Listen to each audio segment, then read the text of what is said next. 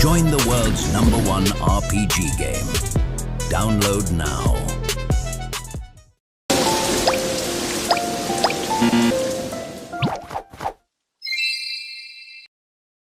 All right, welcome to the show, y'all. Hope everybody out there is having a great day. It is election day, y'all. It is election day. If you're in Michigan, go out and vote for Abdul. There's actually a number of left-wing candidates that are running, and support all of them. Go vote for all of them. And I believe next week is Wisconsin, which means Francesca Hong on the 11th.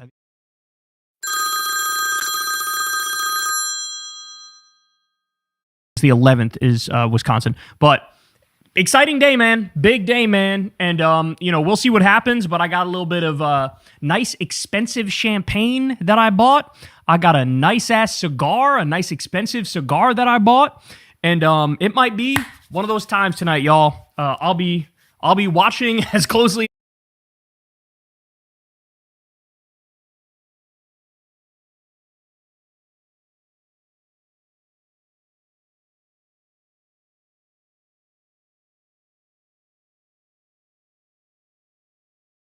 as I can, and I'll probably do a video or two. I guess we'll see.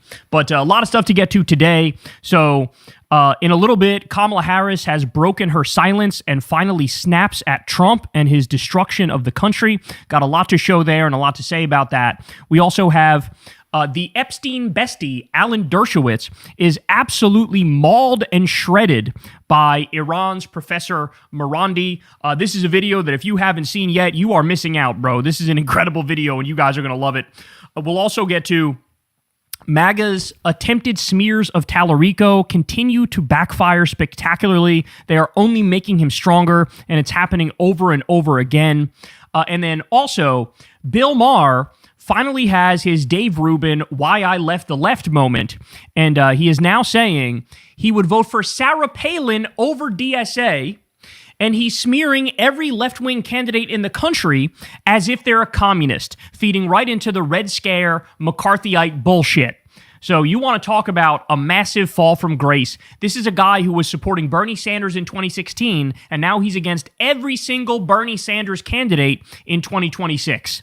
So what a gross, wretched little creature he is. So we'll talk about that as well. You guys know the deal, man. Everybody do me a big favor. Subscribe to the channel and click that bell icon. That helps out big time and costs you nothing at all. You can also support the show on Patreon. Thank you to everybody who does that, man, because without you, the show would be impossible. This is real independent media. I've never talked to an advertiser. I've never done an ad read. I've never talked to or taken money from, a government or a PAC or anything like that, billionaires. So thank you again from the bottom of my heart. If you'd like to support the show, you can give $1 a month or $2 a month. The link is below for the Patreon. You could also sign up for Crystal Kyle and Friends on Substack. Got a lot of great stuff coming up over there, so sign up below for that. And, of course, go sub to Corin's World. We do live Kyle and Corin episodes every Monday night at 8:30 p.m. Eastern Time. All right, let's go ahead and jump right in.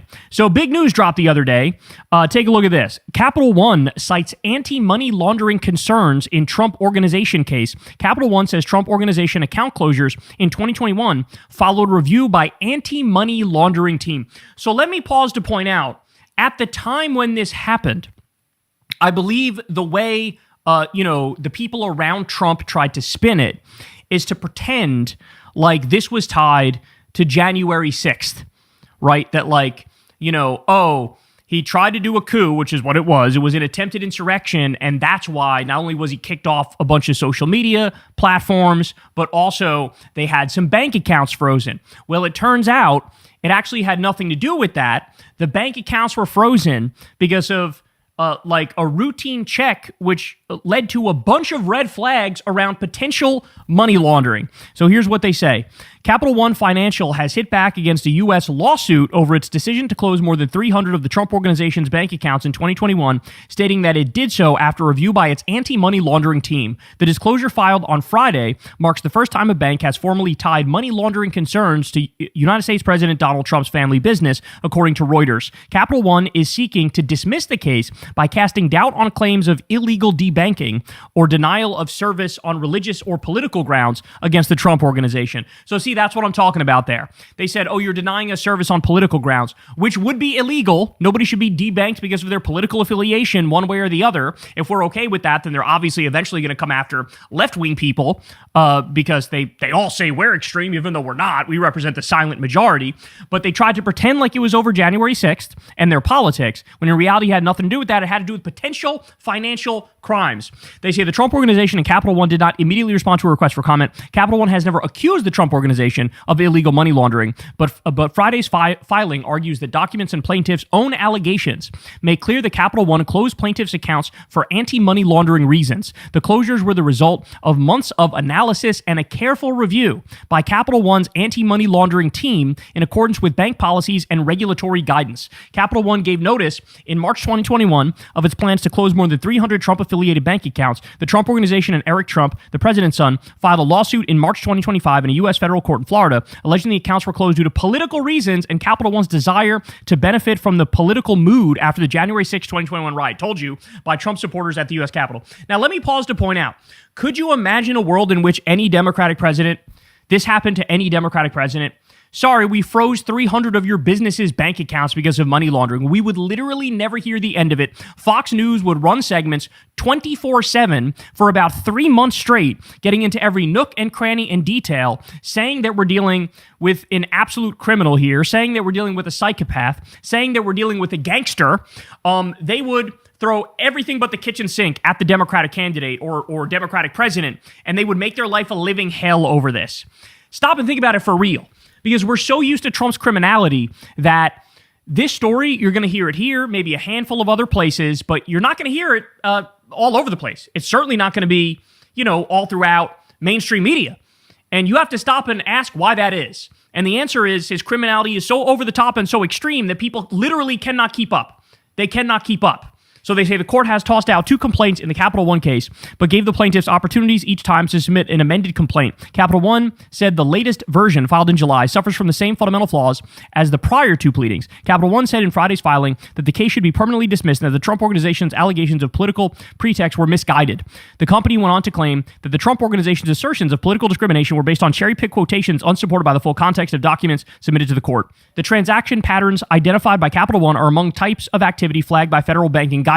The company also encountered the Trump Organization's assertions that it should have been allowed to explain any suspicious activity. If any inquiry about the transactions or explanation of the account termination would reveal information subject to federal confidentiality obligations, federal law prohibits such disclosure. Since the start of Trump's second term, his administration has put pressure on some large banks, echoing conservative complaints that the institutions are deliberately targeting the political right. By the way, this is yet another reason. Add it to the list of reasons why Republicans are in favor of mass deregulation. It's so funny because they act like they're so pro-law enforcement and so pro-law and order. But when it comes to Wall Street and financial institutions and the military-industrial complex, all of a sudden, they're in favor of no police. They're in favor of no enforcement. And the reason why is because they are the thugs, they are the gangsters, they are the ones committing financial crimes, and they want to get away with it. And if they support regulation on their asses, then there's no way they're going to get away with it. And so, yet again, another reason why the right is obsessed with deregulation, because they want to get away with their fucking financial crimes that they do all the time. Now, while we're talking about money laundering allegations against the president of the United States, I need you to remember, the person who taught Trump everything he knows is a guy by the name of Roy Cohn, who was a literal mob lawyer. And this guy was the gangster's gangster.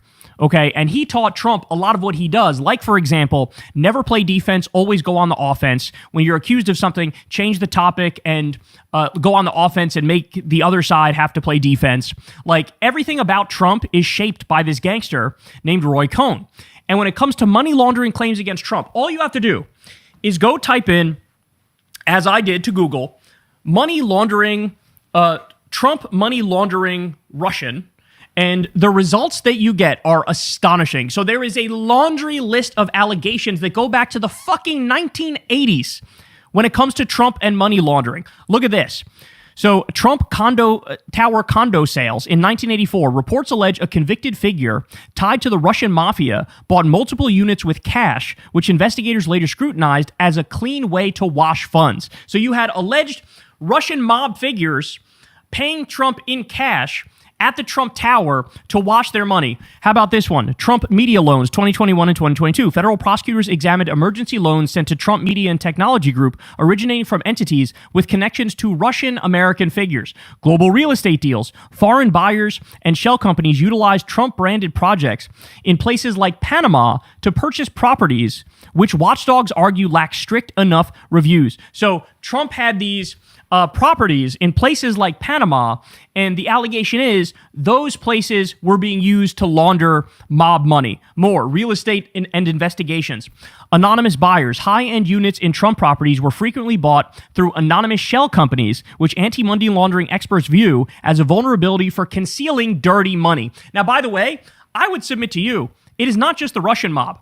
This man is probably connected to all sorts of mafias around the world, and that's one of the many reasons why he's the criminal president. This is why he acts like he does. This is why he has a pay-for-pardon scheme, for example. This is why you look at him and you go, holy shit, he's running a mobocracy. This is not a democracy anymore. It's an oligarchy, it's a kakistocracy, it's fascism, and it's a mobocracy. He's the chief mob boss in the world, and like I said, he got taught everything he knows from a literal mob gangster, and it's all showing. Okay, bank scrutiny. Major financial institutions like Deutsche Bank historically reviewed certain transactions tied to Trump's network, though direct proof of illicit intent or systemic wrongdoing in these specific loans was heavily debated or unproven. And then, of course, they've denied it every single step of the way. But this is one of those moments where, like, I don't know, dog, I don't know what to tell you. Where there's smoke, there's fire. And when you think of all the ways in which Trump has been uniquely corrupt in this second term, and then stop and think, does he really have the moral core to turn around in the 1980s and 1990s? At the same time, by the way, he was gallivanting around with Jeffrey Epstein, the world's most notorious pedophile, and being accused by people like Katie Johnson. Was that guy really going to say, oh no, I am not going to engage in these black market activities. I would never do such a thing. I'm an upstanding citizen. Fucking of course not. And this guy was a failure in everything he touched business-wise. So, when he eventually got The Apprentice, that's how he actually made money, right? Because he had gone bankrupt 6 different times for 6 businesses of his. And then the other thing that was keeping him afloat, allegedly, was money laundering, was mob connections. Now, by the way, look at this. This just came out. Todd Blanche's new order rescinds the May 18th anti-weaponization fund, but quietly leaves the May 19th IRS immunity settlement intact. Instead of rescinding it, the accompanying memo reaffirms the DOJ's interpretation, arguing the immunity applies only retroactively and only to the parties involved. So it appears Trump was willing to throw the January 6 defendants under the bus while preserving his own IRS's immunity deal. Read the fine print. So in other words, Trump, as you all know, was trying to pay the January 6 insurrectionists and terrorists to the tune of $1.776 billion to rub salt in the wound for everybody, trying to pretend like these guys are heroes when they're literal terrorists and insurrectionists. He's also going to try to pay his cronies. It was all a scheme where, like, he sued his own government. And then his government went, oh no, we won't pay you that much, but I guess we'll pay you $1.776 billion, right? And then as part of this deal, remember, he made it so him and his family can never get audited. Him and his family basically have a green light to commit whatever tax crimes they want from now until the end of time. Well, he quietly dropped the part to pay off the January 6th insurrectionists. By the way, he didn't really. He's going to try to bring it back in a different way that gives him less scrutiny and less transparency. So that's bullshit. But he theoretically did that. But at the same time, he's still making it so that he can never get audited by the IRS. Still giving him and his family a green light to commit whatever fucking tax crimes they want to commit. Insanity. And this is happening right in front of everybody's face. I told you, when they turned around and said, oh yeah, no, we're throwing this out because it's so criminal, I told you, he's definitely going to resurrect it. He's definitely going to find a way to do this in a way where there's less scrutiny, where he feels like he can get away with it. But this was just a little too obvious a scheme that for whatever reason, this particular corruption scheme took off in a way that others didn't as much. Right? Like, for example, when he robbed 10 billion US taxpayer dollars for his Board of Peace, which is just a bullshit scam where he's controlling a fund of $10 billion as a slush fund. But I also have this for you. So Ben Norton says, the level of blatant corruption is breathtaking. Trump has officially launched a service offering Wall Street firms early access to his social media posts on his website for a fee of $100,000 per month. In the press release for the service it calls Truth API, Trump Media and Technology Group boasted of providing financial firms with market-moving truths. The White House is literally charging rich investors more than $1 million per year so they can get even richer through government-sponsored insider trading. The fish rots from the head down. Ben Norton is 100% right when he says here, government-sponsored insider trading. That's exactly what this is. And you can see the headline here from Investopedia. Trump's Truth Social offers deep-pocketed traders exclusive early access to market-moving posts.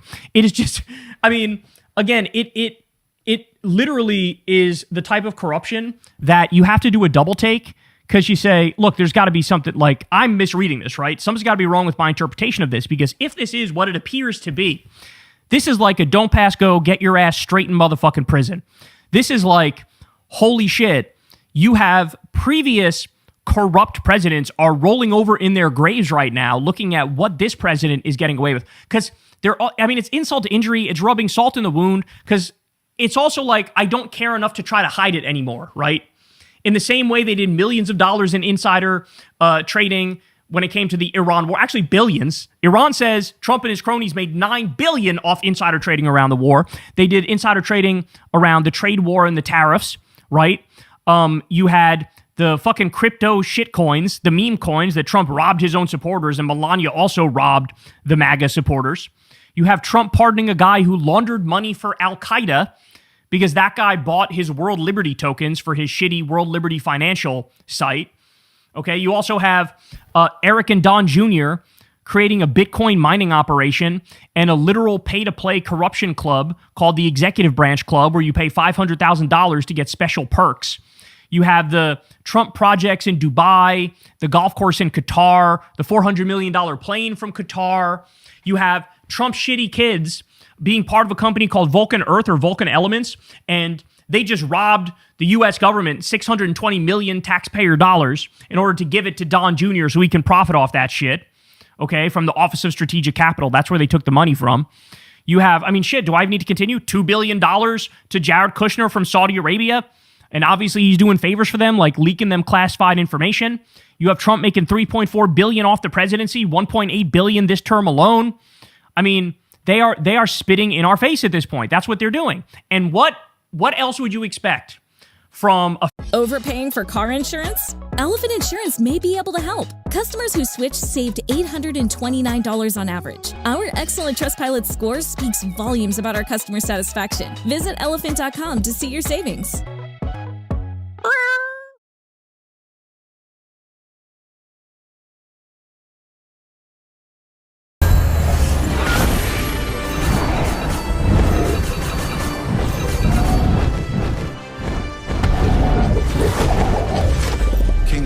Build and fight.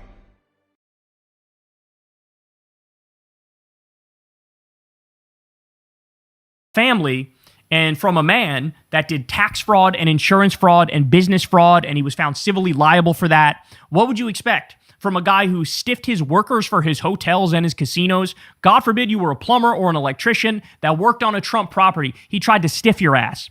And there's so many that have come out and said that. And they were warning people about this in motherfucking 2015, 2016. His university was a fraud. His charity was a fraud. The Trump family cannot operate a charity in New York State. Why? Because they literally stole from a children's cancer charity. And this guy was made president of the United States twice.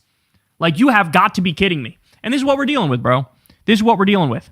So, the criminality is just completely and utterly out of control. And that's to say nothing of the war crimes. That's a whole nother type of criminality. Genocidal criminality.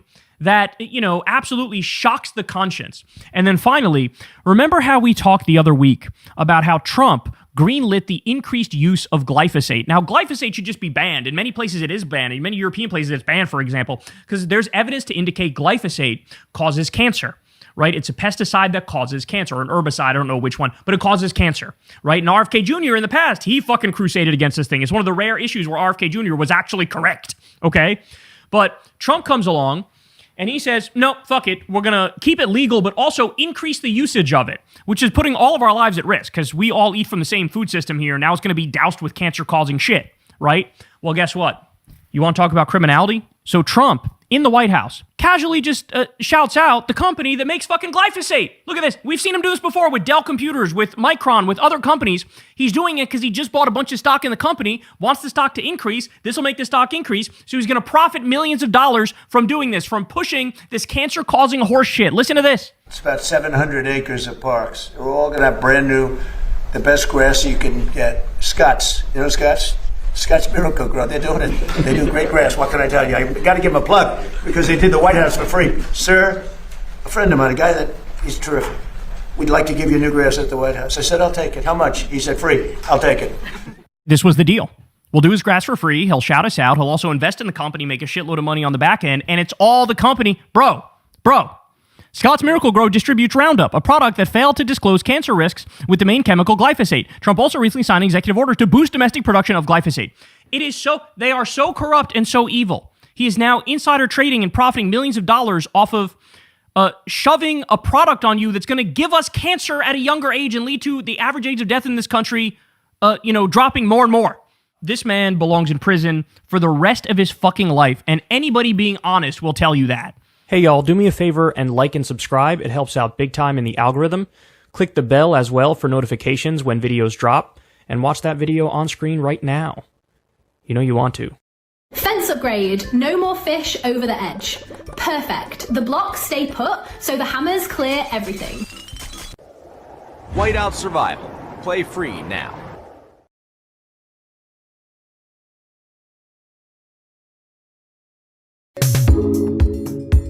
Shine. Shopping online.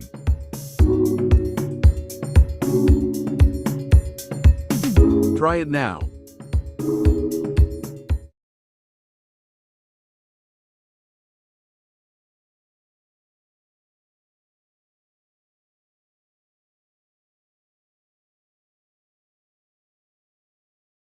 The bottom has dropped out for Donald Trump. Analysts are shocked at the numbers, and Trump has dramatically lost a group of voters that got him elected. This you have to see. Remember that after the 2024 election, we had a remarkable situation, which was that Latino voters voted for Trump to a degree we have not seen for a Republican candidate ever. And there was a question: is the Latino population moving towards the Republican Party for good? Are they now Republicans? And I have some thoughts on that, but we have some new data. Harry Enton actually tweeted about this. He said, quote, "The bottom has completely fallen out for Trump with Latino voters. After winning a record share for a GOP nominee in 2024, just 28% of Latinos approve of Trump now. The drop with Latino men is even more dramatic. He won him by 10 in 2024.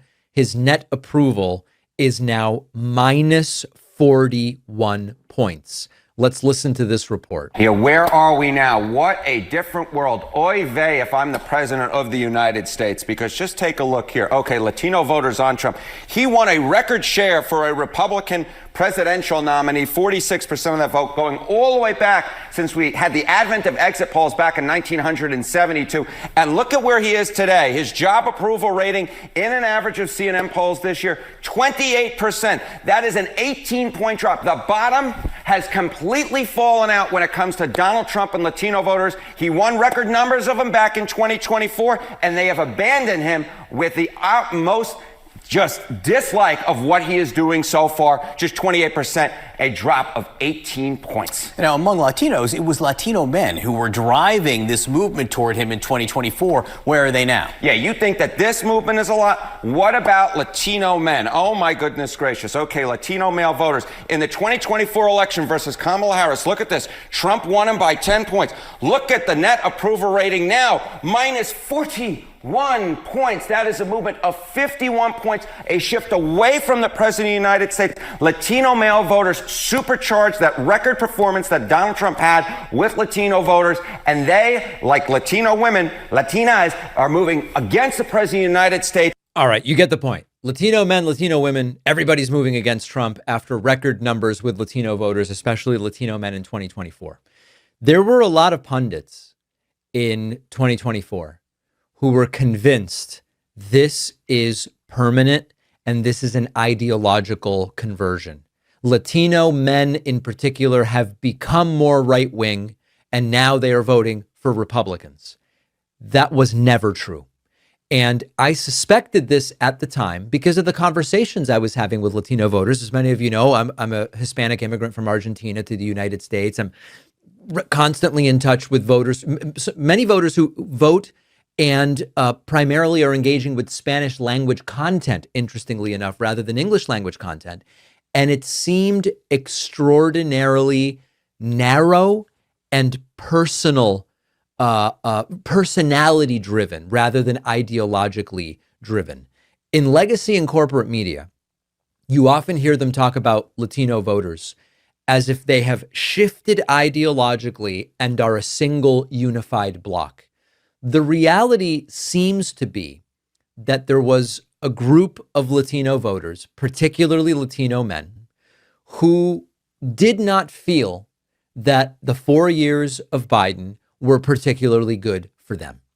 And they decided this time around, we're going to take a chance on something different than what we normally choose, and that is Donald Trump. And now they've looked and they've evaluated the outcomes and they've seen, okay, here's his promises on gas prices, what actually happened with gas prices. Here were his promises on food prices, what's actually going on with food prices. They are sky high. What about job creation? Job creation is down. What about the promises to get housing costs under control and get rent down? That didn't happen. Housing costs and rent are up. Those realities hit everybody. The reason that you're seeing such a backlash with Latino voters and Latino men in general was they had moved out of equilibrium towards Trump. It was an anomaly, even an anomaly. By the way, both pronunciations totally perfect and accepted. It was an unusual thing that happened. And so when you have a regression to the mean after these Latino voters go, okay, we tried that, it didn't work. The promises were not kept to. He failed us on all of the things that he told us he was going to do. Now you're seeing a regression to the mean and beyond because every group is saying, I don't really think Trump's doing a particularly good job. And that's how you end up with minus 41 Latino male voters on Trump relative to how they voted in 2024. Now let's get back to this whole like unified bloc thing. If I said to you something like, Americans don't like Trump, we all would intuitively say, okay, but what does that really mean? We've got a very regional country. The Northeast and the West Coast really don't like Trump. The Deep South likes Trump a lot more. Or we might say, hey, you know what? Women like Trump significantly less than men in the United States. Or we might say white men in the United States do support Trump to a greater degree. We intuitively know that when we say Americans believe X or Y, that encompasses a lot of different types of people in a geographically very large country. It's the same way with Latino voters. Now, there have been some shifts. Historically, the Latino vote was very left-wing with two exceptions, Cuban Americans and Venezuelan Americans. Why? This is sort of an oversimplification, but the idea is that those Cuban Americans and Venezuelan Americans, many of whom escaped regimes in Cuba and Venezuela, strongman authoritarian regimes that postulated as being on the left. Authoritarianism is authoritarianism at the end of the day. They saw or see the Republican Party as stronger rejectors of what they fled in Cuba and Venezuela. So historically, that is why Cuban and Venezuelan Americans have tended to be more right-wing. All other Latino voters tended to be quite left-wing. We saw a little bit of that change in 2024, where you saw more Mexicans and Salvadorans and Argentinians, and these are relatively smaller groups in the United States, of course, say maybe, some of them saying, maybe I'll take a chance with Trump. Now, not a lot of them. Trump didn't win with them, but he had more share of that. And that's all reversing. And interestingly, I was just in Argentina, spoke to a lot of family and friends there, have recently met a group of Salvadorans and spoke to them about, in the United States, their views on Trump. And it all is much more sour on Trump now. In fact, I remember having an Uber driver from El Salvador in Vegas during the run up to the 2024 election.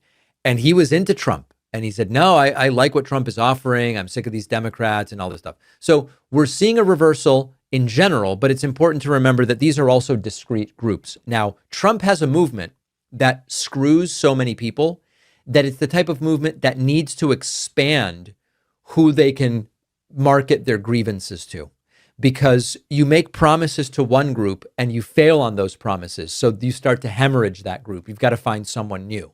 And Trump came up with enough grievance scapegoating during 2024 that it convinced a portion of Latino Americans to vote for him. Now, what I think is really, really funny, kind of ironic, is that Republicans have spent over a decade claiming that the Democrats are the party of identity politics, but they are the ones now kind of panicking over this demographic erosion. They look at the gender splits, they look at the racial splits, they look at the educational splits, they look all of the, and they are seeing the problems. And now they are doing a lot of the very identity politics stuff that they criticized the left for doing for about a decade. So I am reassured by this reversal that we are seeing to a degree, but there's also a lesson for Democrats in this thing, which is you can't simply wait for Trump to fail.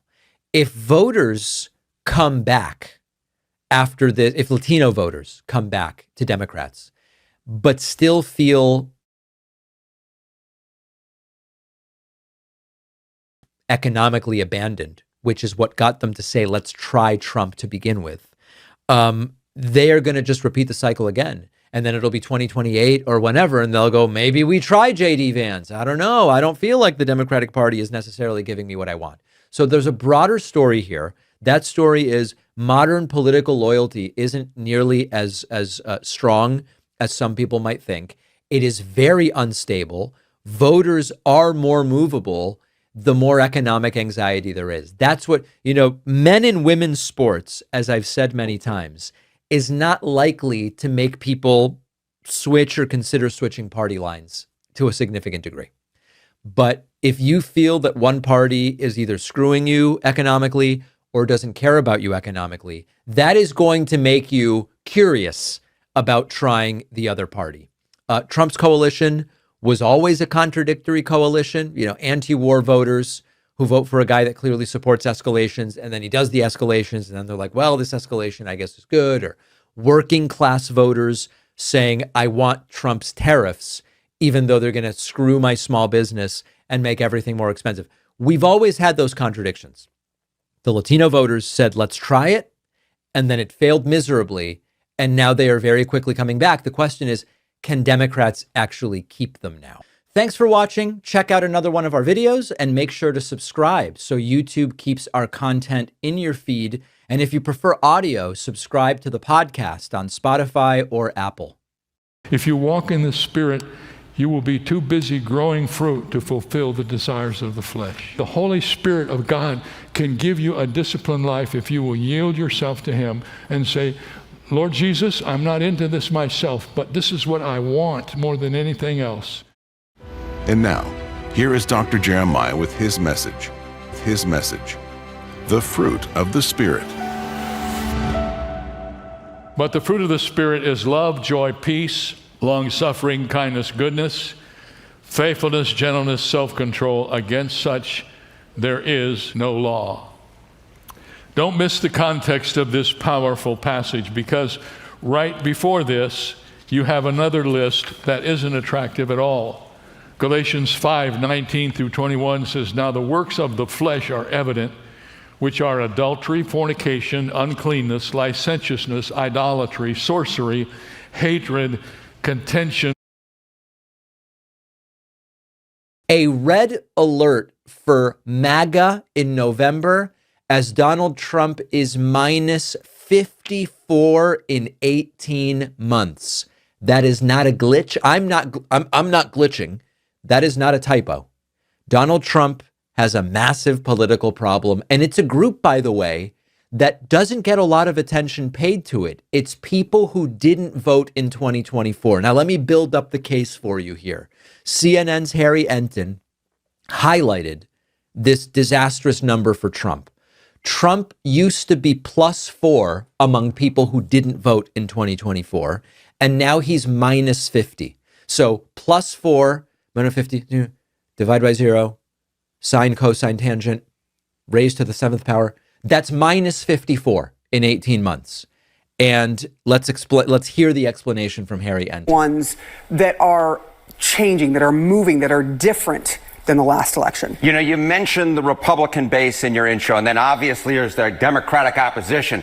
But what about those who didn't cast a ballot at all in 2024? Those who didn't show up to vote? Well, they have become absolutely perturbed. I dare say they are pissed off at the President of the United States. Voters who didn't cast a ballot in 2024. Trump's net approval rating. Back in November of 2024, just after the election, look at his net approval rating. It was +4 points for his plans in office. But look at that. It has fallen. Yeah. Whoo. There you go, Sarah Seidner. That's the only sound you can make. It has fallen through the floor. Look at this. -50 points on Trump's net approval rating among voters who did not, in fact, cast a ballot in 2024. That is, you don't have to be a mathematical genius, an over 50-point move against the President of the United States among those who are kind of like, meh, you know, in terms of voting in 2024. But now they are pissed off. Well, and that's the thing. All right, so let's talk about this. I believe this is a complete and total catastrophe for the Republican Party. If, you know, big time Democrats hate Trump, fine, big time Democrats hate Trump, whatever. If people who have MSNBC turned on in their houses 18 hours a day hate Trump, okay, fine, they hate Trump. These are disengaged, low information, inconsistent voters.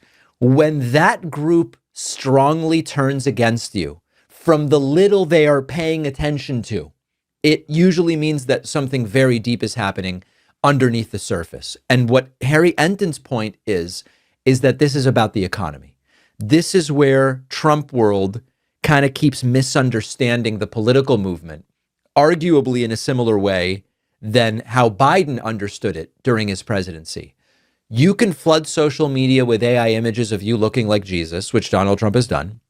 You can scream about the culture war issues and men and women's sports and all of this stuff the way Trump and Republicans have done. You can go on Fox News and declare victory every single day and claim that in week 12 of a 3-week war, you've won. You can do that. But if people feel I'm broke, I'm exhausted from this stuff, I'm anxious from how erratic governance is, I'm stuck, the performance of we're winning everything is not going to matter. And people, we've now really looked at the numbers deeply. People are carrying credit card debt at insane interest rates at greater and greater levels. Auto loan delinquencies are surging and currently at their highest level in history. Food prices have only gone up, not down. Gas is out of control. Housing seems totally out of reach for younger Americans. Insurance costs are exploding. People feel like they're constantly working just to maintain their lives with no extra. And of course, the people who are only loosely paying attention are now going to say, no, I think Trump's doing a terrible job, because even they are seeing it in their day-to-day lives. The really kind of dangerous part for Trump and for Republicans in November is who these voters are. People who skip elections are usually less ideological, they're less tribal, they're less politically loyal, which means they are more often reacting to real world conditions than like inside the Beltway stories or what you would see on MSNBC or whatever. If life feels expensive and unstable, they're going to say, I don't approve of who's in power. And these are the voters that can turn an election, especially a midterm election, because in general, turnout is lower in midterms. And when even people that don't really always vote and don't follow politics, when they all of a sudden say, hey, I'm at a boiling point, I can't do more of this, I'm going to go out and vote, that can turn an election completely. You've got the voters who watch the 3-hour podcasts about ideology. They are not this group. This is a group that is not keyed into the online culture war discourse. They go, what's my rent? How much am I making? What's the grocery bill? How much debt do I have? What's coming in? What's my stress level with what's taking place? Is my life getting better or worse? And we have a lot of polling that 80% of Americans expect the economy to be worse in a year than better or the same. And so when a president loses 54 points with disengaged voters, it's because people are realizing things are getting worse, and I might go out and vote as a result of that. Now, there are still structural advantages for Republicans. You've got a polarized country. You've got an effort from Republicans to depress turnout. Trump has a very loyal base to the extent that he's keeping most of it. And midterm elections are often decided not by the loudest supporters, but by the people that are exhausted. I might vote or I might not, depending on whether I feel like I need to go out and make a statement. Losing 54 points among unengaged voters absolutely means some of those voters are going to want to go out and make a statement in November. This is a disaster for MAGA. One of the most common career problems is not knowing how to make a change without blowing up your life and everything you have going on. A lot of people reach a point where they don't necessarily hate their job. They want more direction, growth, or maybe confidence as far as what the next move is. Even if on paper everything is sort of okay, our sponsor, Strawberry.me, is a career coaching platform built for this exact situation. Success often does not happen on its own. It takes clarity, strategy, execution, and most people who make meaningful progress are not doing it all by themselves. And that is where a coach at Strawberry.me can really help. A coach can help get you unstuck, uncover what you really want, identify obstacles that might be holding you back, and really put together a practical step-by-step plan for where you want to go. Whether you are trying to grow in your current role, make a career change, turn a goal into something real, having some outside perspective can make a really big difference. So go to strawberry.me/Pacman to find out if career coaching is right for you and get 50% off your first session. The link is in the description. Are you ready to level up? At the University of Arizona Global Campus, we're here to help you advance your skills. Learn in 5 or 6 week classes and earn college credit for life and work experience you can get only in the real world. Explore over 50 industry-aligned online programs designed for working adults who never settle. It's time to move forward in your career. Get started at uagc.edu. You have to see what is happening in 20 red states. These are states that Donald Trump won. His approval is collapsing, absolute and total collapse. States that he carried a year ago. There's a new YouGov Economist poll.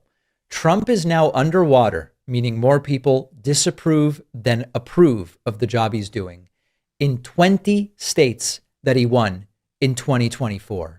Overall, his approval is negative in every state other than 11. This is not a one-state issue.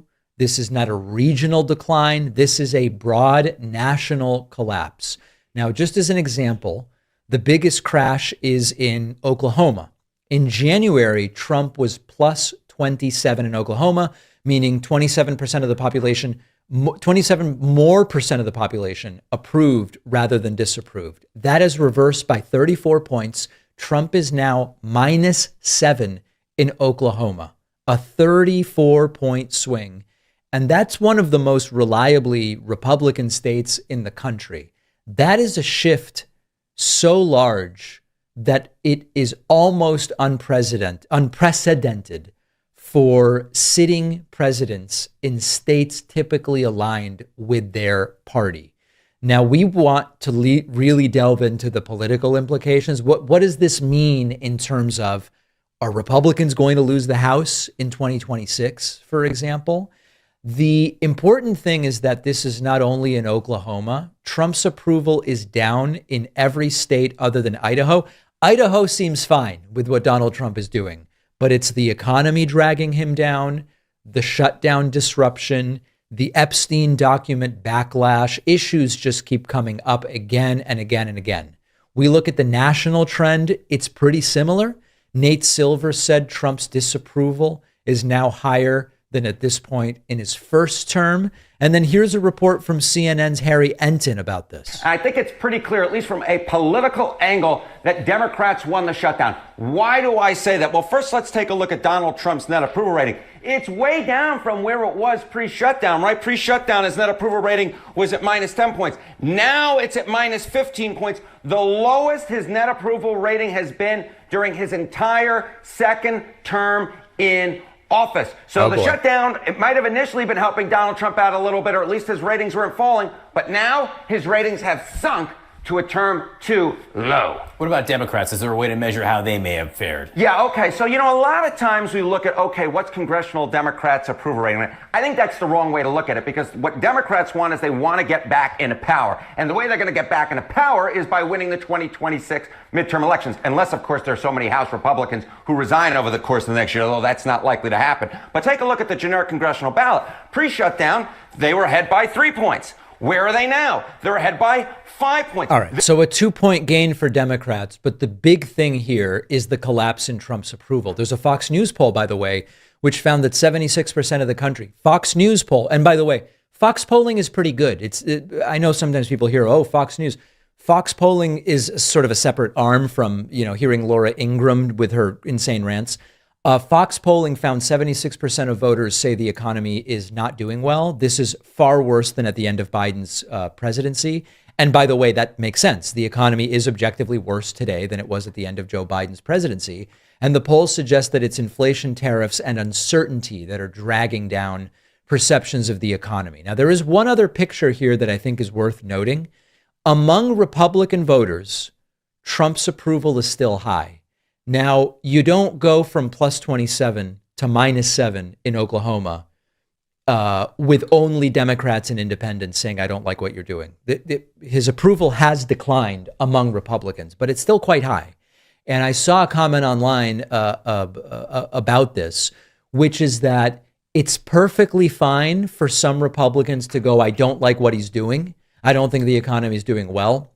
But when it comes time to vote, they will still say, well, I'd still rather this over any Democrat. The electoral implications can be sort of limited in that sense. So I think that another story here is it's not that Republicans are abandoning Donald Trump.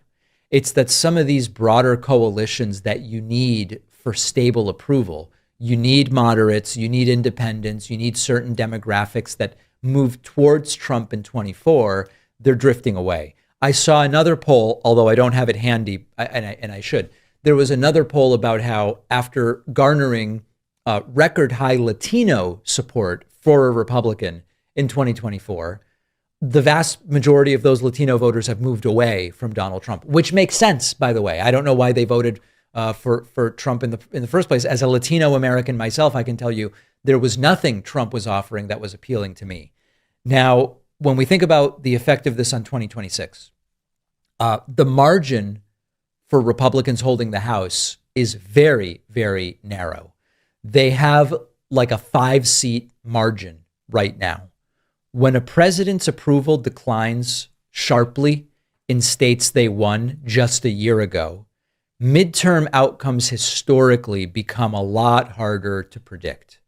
And even a modest shift among independents can affect a lot of these competitive House races that might come down to a point. Now, Trump is responding to all of this by saying the polls are fake. But I believe there is, if we want to be serious here, I think there's an opportunity.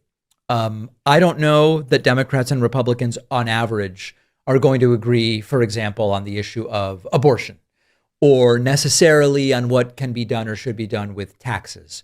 But I believe that there is an opportunity to find common ground with some of these Republicans on anti-corruption. Listen, we can disagree about what the top tax rate should be. We can disagree about abortion. We can disagree about foreign policy. But this is an administration and a party that has come in and openly been corrupt. Trump is regulating crypto while his sons are running multi-billion-dollar crypto grifts. They're doing deals in Saudi Arabia and Malaysia and all, while Trump is glad-handing. We need to unite against the corruption. And I hope and believe that to a degree that may be a message that can cross party lines.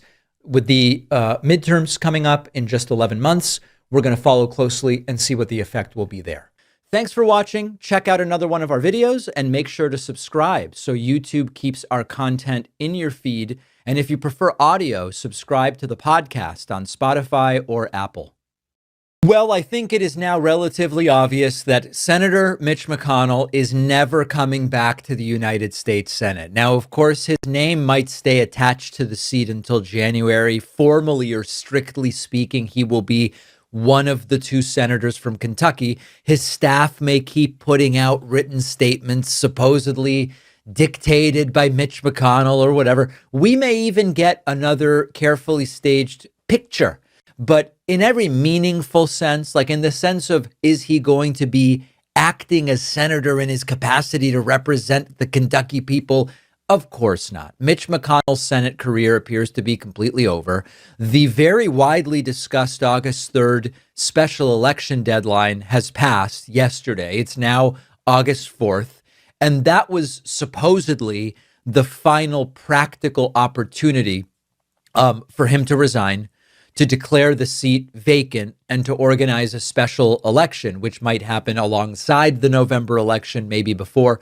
There would be some discretion for the governor, Andy Beshear, but that date has come and gone. Now, Governor Andy Beshear says that August 3rd was never a binding legal deadline and that it doesn't have any legal impact on his options.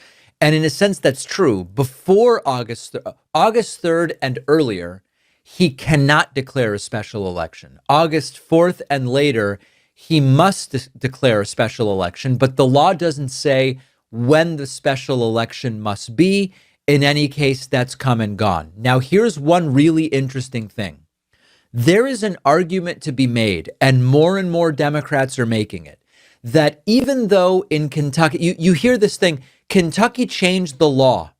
The governor cannot appoint anyone to fill vacant Senate seats. There must be a special election. And it is true that that took place. But I've spoken to legal experts who say, listen, this has never really been tested. And if the governor were simply to say, especially because Mitch McConnell is absent, if the governor were simply to say, I'm appointing someone to fill this seat, the seat is effectively vacant, here's who I'm appointing, it's a Democrat. You and I might go, well, no, Kentucky changed the... What some legal experts are saying is there's a conflict. The conflict is based around whether U.S. senator is considered a statewide office or not. This is very technical. The technicalities don't even really matter to us. The point is, there are a lot of people now saying, Andy Beshear should appoint someone.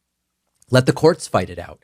And in fact, we have a petition at petition.davidpakman.com with something like 70,000 signatures saying that is exactly what Andy Beshear should do. So if that's interesting, consider signing that, petition.davidpakman.com. So the point is, there is no magic solution here, but politically, Republicans kind of got through the most sensitive moment without seeing the seat become formally vacant.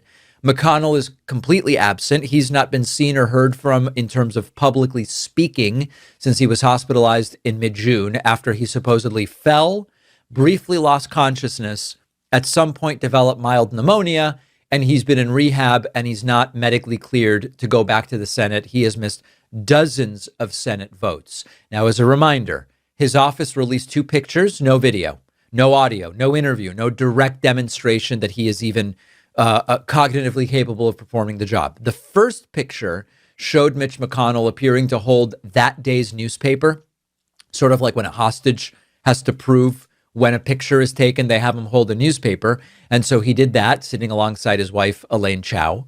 And then later in July, we had a second picture. And internet sleuths, as we talked about last week, have looked at Elaine Chao's clothes, Elaine Chao's hair, and they've said, it's kind of interesting that she wore the same shirt on different dates in July. Of course, that proves nothing. People wear shirts more than once. But you don't have to be a rocket scientist to notice that something is wrong here. Something is wrong. The medical update says Mitch McConnell continues to rebuild his strength. Okay. It's kind of an unusual thing to say in the absence of any actual proof that he is still even aware of his surroundings. And that refrain conspicuously avoids what is really the central question here.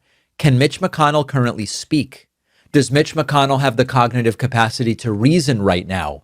Could he even remotely carry out his duties of representing the Kentucky people in the U.S. Senate? Now, Kentucky is entitled to 2 functioning senators. We don't need, nor arguably are we entitled to, every intimate medical detail. But I do think that proof that you can even remotely do the job is an appropriate request. Now, Salon's theory, they have an article. Salon's theory is there is no brilliant Republican plot. There's no subterfuge here. The explanation is McConnell can't really communicate or explain or talk much about what's going on. And nobody else can just kind of say, well, we got to let this go and say that he can't do the job and get a resignation tendered. And, you know, powerful politicians come to believe they own the office. Their families, their staffs become accustomed to the status that sometimes surrounds being a high-ranking senator. And if you admit that the end has arrived, you surrender all of that. So they don't do it. And Mitch McConnell is retiring in January. The Senate is going into August recess. There's only best case scenario, a few working months left. Maybe Mitch McConnell can make a final ceremonial appearance. This is another one that people have been emailing me about, saying the plan here is to do whatever is possible to wheel him into the Senate so he can, because remember, you don't have to speak to vote. You can just give a thumbs up. He could give a thumbs up or thumbs down on some vote and it'll be his final appearance. Maybe that's the plan. But the idea that Mitch McConnell is going to return as a functioning senator, attending hearings, navigating the Capitol, giving speeches, asking questions that he understands, I don't believe that it's going to happen. His office is occupied. His staff has a job. His name is on the door. But I do not believe that Mitch McConnell in any serious way is coming back to the Senate. Agree, disagree? What do you think is going on? Leave a comment. Send me an email, info@davidpakman.com. And if you believe that it is time for Andy Beshear to screw what the law says, appoint a Democrat, argue that what Republicans did in Kentucky does not apply to Senate seats, and let the courts fight it out, sign the petition at petition.davidpakman.com. One of our sponsors today is the new book by George Koch called Bullies, Parasites, and Slaves. Bullies take from others to benefit themselves, and they pretend to be our only defenders as a ploy to get our support. And the instant a bully doesn't need us, we become their next victims. We need to wise up and see this. Parasites are the people hiding behind titles and offices, subsidizing their wealth by ruthlessly underpaying everybody below them, like the CEO who makes more before lunch than you make in a year. And then there's the hybrid bully parasite king who sends the poor to war, to conquer, to kill, to enrich himself and his friends. That's what this book exposes, and it really nails it. Replacing exploitation with mutual care. You can get Bullies, Parasites, and Slaves in paperback, ebook, or audio by going to bps.online or text my last name Pakman to 511-511. The link is in the description. Donald Trump did suffer a thermonuclear meltdown on Truth Social because our friend, Congressman Jamie Raskin, nasty guy, correctly believes, hey, Trump should be impeached. Now, as an important reminder, there are many new reasons to impeach Donald Trump, but as I covered within a week of the start of Donald Trump's second term, just in his first 7 days of his second term, he had been involved in a number of impeachable acts. Forget about the first 500 days of his second term. So Donald Trump launches a 195-word Truth Social tirade against Jamie Raskin. Now, it's also notable that what triggered Trump to do this was Fox host Mark Levin also attacking Jamie Raskin. I'm not going to read this whole thing to you, but Trump was reacting to this brutal wall of text that Mark Levin posted to X. It's a nasty excretion that he put up on X, where Mark Levin argues, well, Jamie Raskin should be expelled from the House of Representatives. Expulsion from the House of Representatives is very rare. We're going to get back to that in a moment. but it's a nice idea, I guess, for MAGA people. It sent Trump into a tailspin where he posted to Truth Social, quote, Truth Central. Jamie Raskin, a loser in life who worked endlessly during my first term to impeach me and failed miserably, wasting the country's money, time, and effort, will guaranteed be trying to do it again, despite one of the most successful presidencies in history. The last one that went after me on impeachment was a pathetic soul, Al Green, who just lost his race in a landslide to an unknown candidate. But in my opinion, one that had more talent than Raskin. He spent time on the unselect committee of political hacks and thugs and was rebuffed on that, just as he had been rebuffed on impeachment and many other things. If Biden didn't give him a pardon, he'd be in jail right now. Something should be done about people like this who do bad things, but always come up on the short end because of their illegal or unscrupulous behavior and hurt our country in the process. I agree with Mark Levin when he says to expel the bum. Congress can never be great with people like this who suffer massively from Trump derangement syndrome, casting their vote of hate. Now, it's a very interesting thing. Trump starts with a personal attack. Raskin is a loser for life. All right, that's not very substantive. And then he says Raskin's impeachment goals or behaviors or actions waste the country's money, time, and effort. Remember that impeachment is a congressional duty. Members of the House of Representatives must, I believe, this is their duty. If the president has engaged in impeachable behavior, they must bring forward articles of impeachment.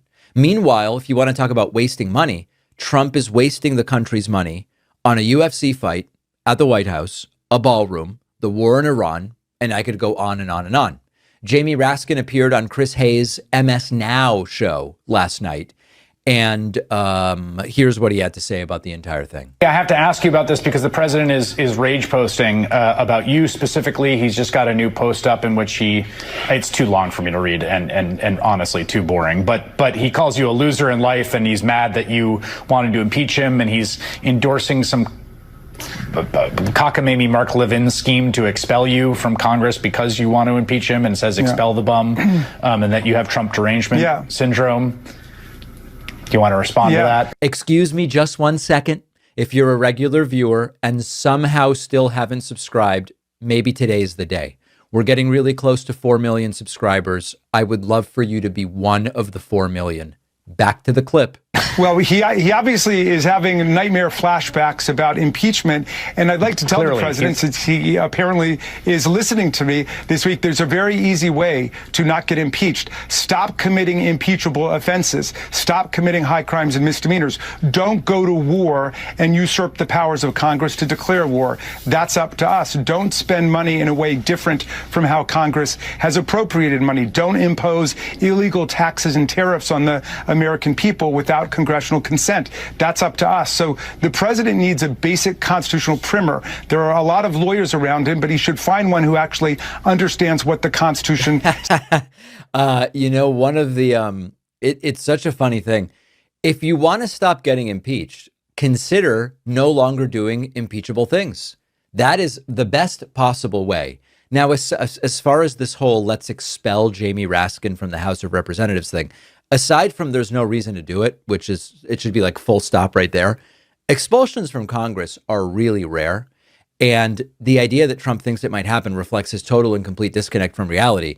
You may recall that Republican Congressman George Santos, the first man to walk on the moon and synthesize gold from old shoelaces, true story, was the last person expelled from the House of Representatives. And it is very, very rare. I think that this is going to be a much more common sort of conversation, especially if and when Donald Trump becomes the lamest of lame ducks, if and when the Democrats take back control of the House of Representatives, even if not the Senate.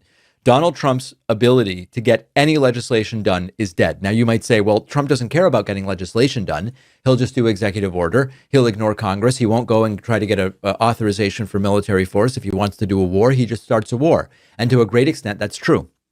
But what is going to happen to Donald Trump and the entire cast of sycophants around him is that if Democrats take back control of the House of Representatives, the next 2 years, the last 2 years of Trump's presidency, will be investigation after investigation after investigation.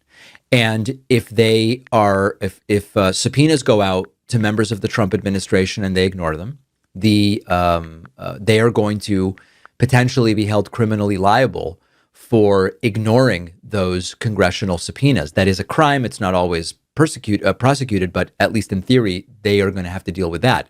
And so it's going to be an exercise in humiliation and an exercise in embarrassment. And so if Trump thinks that he is going to get away with this sort of thing once he no longer has his party in control of the House of Representatives, he's got bad news coming to him. Jamie Raskin, if I were a betting man, and I'm not, I know I've mentioned that I'm not, but if I were a betting man, my bet would be Jamie Raskin does not get expelled. It is far more likely Trump gets impeached than it is that Jamie Raskin is going to get himself expelled from the House of Representatives. Not going to happen. Raskin's doing a great job, by the way. Thanks for watching. Check out this other video. And if you like our content, make sure to subscribe so YouTube puts our videos in your feed, and subscribe to the podcast on Spotify and Apple. The economic story of the last few months has really been a pretty simple one, and we've been covering it weekly, certainly, and sometimes almost daily. The promise of this administration was elect me, elect us, and your prices are going to come down. Things will become more affordable.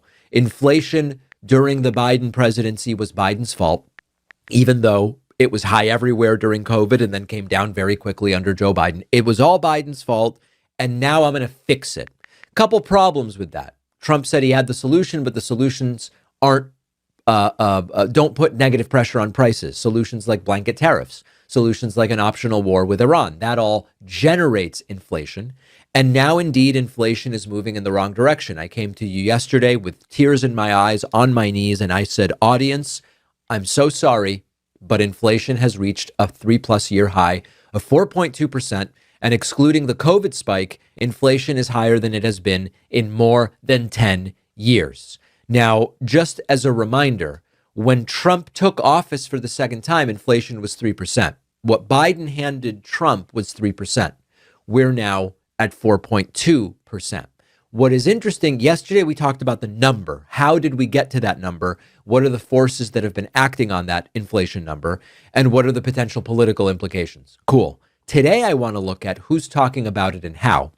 Now, it is important to consider that CNN and Fox News are very different editorially. And in their reports on this inflation number that I'm going to play for you, there are some key differences, but there are also some key similarities. So let's start with the CNN report. There are other things like eggs up by 4% on a monthly basis and lettuce skyrocketing 16%. That's the biggest 1 month increase on record. Now look, for consumers, if it feels like you can't keep up with these higher prices, it's probably because you can't, right? Wages are still going up. Wages were up by about 3.4% year over year in May. However, that's not even close to inflation. Look at this, inflation 4.2%. So that means if you adjust for inflation, real wages are actually shrinking, right? Paychecks are just not going as far. And some consumers, they've had to dip into savings. They've had to put some of their spending on credit cards, and that's just not sustainable. It's not healthy. My former colleague, Heather Long, I think she summed it up best on X a few moments ago. She said, this isn't just bad vibes about the economy. There is real pain, especially for the middle class and lower income household. Now, nothing there is a shock. Like, there's no information being presented there that's like, oh my God, I never considered that. But the what we're hearing is quite familiar. But it's familiar because it's the stuff that Republicans were saying about the Biden economy, even though it was mostly untrue then. Oh, paychecks aren't keeping up. Actually, they were. We had long periods of time during the Biden presidency when wage growth was exceeding inflation. Your groceries are costing more, your rent costs more, insurance costs more. That was true. I mean, inflation was not negative under Joe Biden, and inflation tends not to be negative in the United States. The question is how quickly, how much are prices going up? But the political message from the MAGA people when Biden was still president was rent up, groceries up, all this stuff is up. It's the fault of the president. The president controls this stuff. The president, in that case, Biden, must be punished because he hasn't fixed those problems. But then now, all of those things are happening under Donald Trump, and a lot of his biggest supporters simply don't want to acknowledge it. Some do, some don't. Now let's look at how Fox covered it. Fox tried to put most of the inflation bump on what's happening in the Middle East, sort of reinforcing the idea that as soon as this thing wraps up, all these prices are going to come down, but they did at least acknowledge reality to a degree. Take a look. Every month, we got a jump of 0.5%. That was the expectation from ACPI. That's the headline number, 4.2% year over year. The headline number that was in line. That is a jump from last month's 3.8%. So it rose month to month, to be clear. This year over year headline number is the highest number we've seen since April of 2023. Core month over month, I will say, not quite in line, 0.2%. The expectation 0.3%, pretty close, core month to month, and then 2.9% year over year for core May CPI. That was the expectation, 2.9%. Let me tell you what the government is saying, because again, it was the energy story that we saw last month. I will tell you the energy index did jump again month to month, 3.8%. But what the government is saying is that the 3.9%, jump for energy for the month of May is a core piece, and that is 60% of what we have seen in the increase that we're looking at. And the markets, of course, are reacting. Shelter also increased in May, 0.3%, and food increased as well in May, 0.2%. And the food at home index rose, food away from index home rose. A lot of this, Maria, as I said it back to you, can be tied to the fertilizer issues that we see coming out of the Middle East, those shipments, those prices. 10% of aluminum comes out of the Middle East. So there is a really interesting detail in there. Fertilizer prices are upstream of food prices. What do I mean by that? Fertilizer prices go up, meaning that the input costs go up for a lot of the food that we buy at the grocery store, meaning that there are food price increases that are still in the pipeline that are not even yet reflected. We are now seeing at higher cost. Much of it, depending on the growth cycle and the seasonality of it, is not yet in the grocery stores, meaning food prices are going to get even more expensive. Now, it is interesting to see the different spin that Fox News puts on this, but they still are acknowledging some of the basics here. Highest inflation rate in more than 3 years. They got that. Food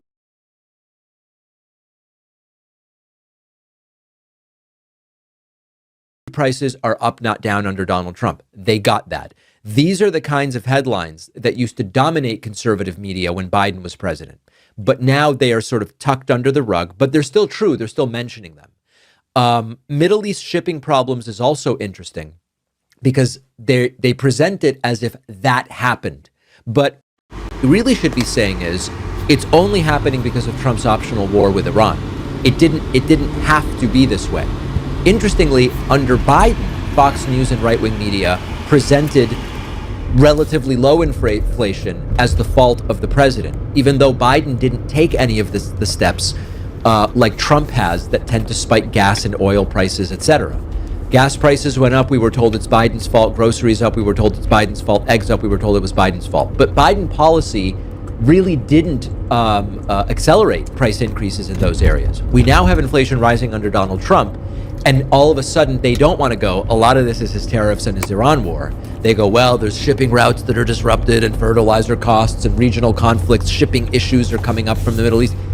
Because of Trump is the part that is missing there. And importantly, Trump ran on fixing this stuff and fixing it immediately. Prices will come down. Life will be affordable again. A lot of people believed him, and that's why they voted for him. Grocery store customers don't care about Truth Social posts. And the electrical bill doesn't care who Maria Bartiromo blames. People know what they're spending every week. They know what rent costs, housing hasn't come down, they know what food costs, all of these different things. And we are going to see in the opposite direction, and now at a faster rate than we have seen in 3 years. My question to you, are there enough MAGA voters willing to hold their party accountable such that they will be taken out of power in November? Let me know what you think. Appreciate you watching. Stick around for this next video, and don't forget to hit subscribe so you actually see our uploads. You can also catch the full podcast on Spotify and Apple Podcasts.